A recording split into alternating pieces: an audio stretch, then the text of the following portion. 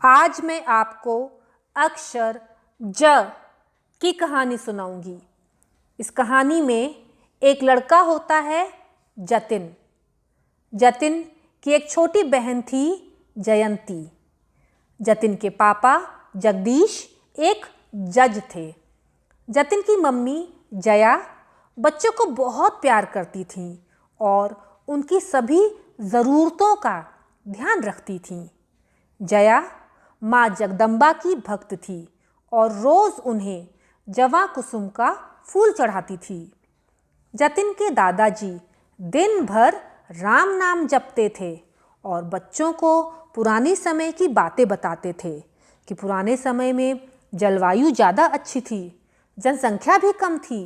जनसंख्या मतलब पॉपुलेशन होता है। लोगों के पास खेती करने के लिए बहुत ज़मीन होती थी। पहले के समय में लोग जटिल से जटिल काम यानी मुश्किल काम भी हाथ से करते थे।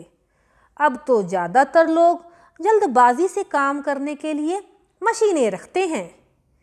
एक दिन जयंती के जन्मदिन पर घर वालों ने बड़ा जलसा करने का सोचा। जलसा यानी पार्टी। जतिन ने पूरे घर में जगमग जगमग करती लाइटें लगा दी थीं। शाम को सब लोग खूब अच्छे से तैयार हुए। जयंती ने जगमगाती हुई फ्रॉक पहनी। जया ने जरी की साड़ी और जड़ाऊ हार पहना। जलसे में सभी दोस्तों ने खूब अच्छे से जलपान किया। जलपान यानी नाश्ता। उसमें जलेबियाँ थीं और सबने जग भर भर कर शरबत पिया। थोड़ी देर बाद सब अपने घर चले गए।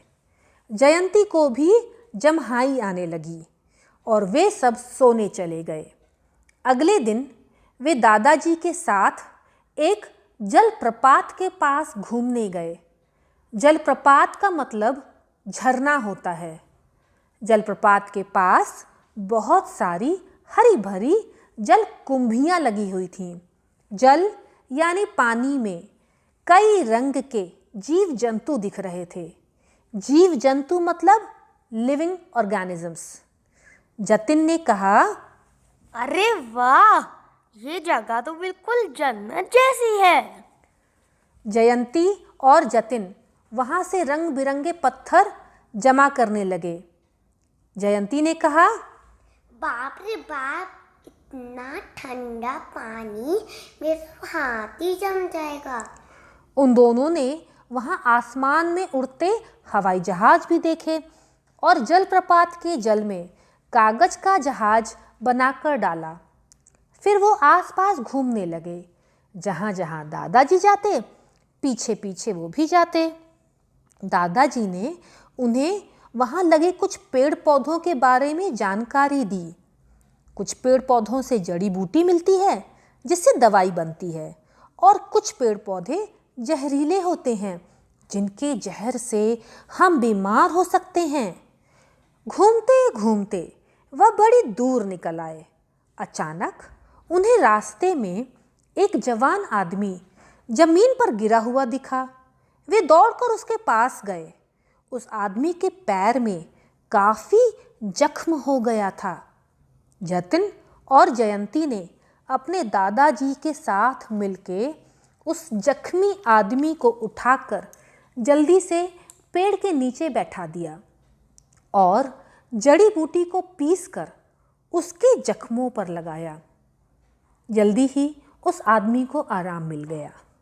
उस आदमी ने सभी को धन्यवाद कहा और बोला कि अगर वो सब नहीं आते तो वो ठीक नहीं हो पाता।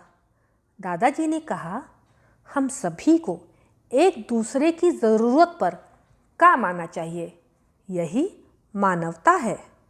अच्छी लगी ये कहानी।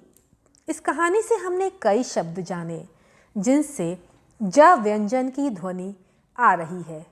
चलिए उन शब्दों को दोहराते हैं। जतिन, ज जतिन।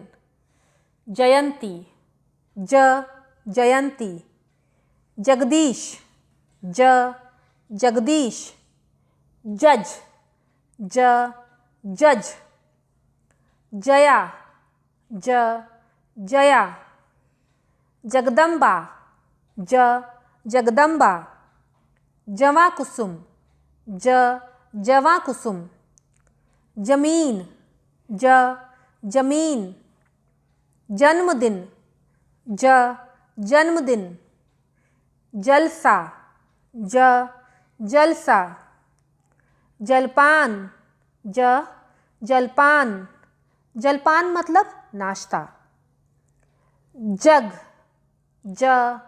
जग, जलेबी जलेबी, जम्हाई जम्हाई, जलप्रपात जलप्रपात, जलकुंभी जलकुंभी, जन्नत जन्नत, जल जल, जहाज जहाज, जड़ी बूटी जड़ी बूटी, जहर जहर, जवान जवान, जख्म जख्म। ये सारे शब्द अक्षर ज से शुरू होते हैं। अक्षर ज हिंदी वर्णमाला का 8वां व्यंजन है। धन्यवाद।